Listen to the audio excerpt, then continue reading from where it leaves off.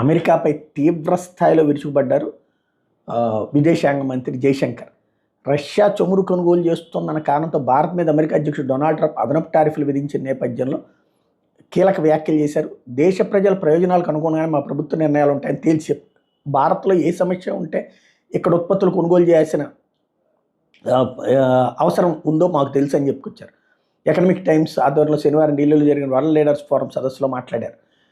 ప్రధానంగా భారత్ అమెరికా వాణిజ్య చర్చలు ఇంకా కొనసాగుతున్నాయి. అయితే మాకంటూ కొన్ని ప్రయోజనాలు ఉన్నాయి, వాటిని కాపాడుకోవాల్సిన బాధ్యత మా మీద ఉంది. మా దేశానికి సంబంధించిన ప్రయోజనాలు, మా రైతులు చిన్న ఉత్పత్తిదారుల ప్రయోజనాలు రక్షించడం మాకు ప్రధానం. దీని మీద మేము రాజీ పడే ప్రసక్తే లేదు. వ్యాపార అజెండాతో సాగుతున్న అమెరికా యంత్రాంగానికి మద్దతు ఇస్తున్న కొన్ని దేశాలు ఇతరుల మీద నిందలు వేసే ప్రయత్నం చేయడం హాస్యాస్పదం.